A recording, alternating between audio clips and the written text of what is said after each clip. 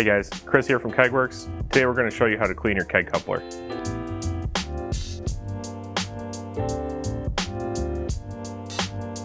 Cleaning your keg coupler is an essential step towards having a sanitary beer system. We recommend giving your coupler a deep clean every other time you clean your beer lines, since bacteria can grow in places standard beer line cleanings just won't reach. Today we'll be cleaning a Sankey D coupler, which is the most common coupler used. If you're cleaning another style coupler, the disassembly and assembly may be slightly different from what you see here. First, here's what you'll need. Gloves and safety glasses to protect yourself from the caustic cleaning solution.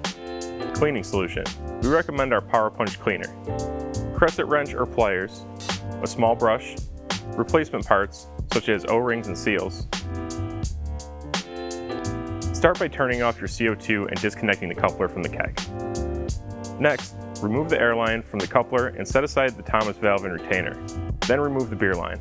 To disassemble the coupler, first remove the hinge pin, and then the lever handle. Next, remove the probe. Place all the parts in a small container for washing. Now add warm water and cleaning solution. Scrub all the parts with a brush, making sure to get inside the body and the probe. Finally, rinse all the parts thoroughly. Now's a good time to check that all seals are in good condition and replace any that aren't. To assemble, slide the probe into the body.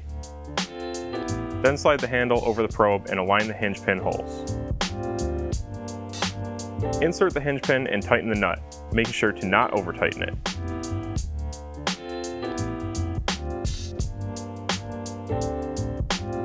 Next, replace the Thomas valve and retainer. You can now reattach your air and beer lines and hook your coupler back up to your keg.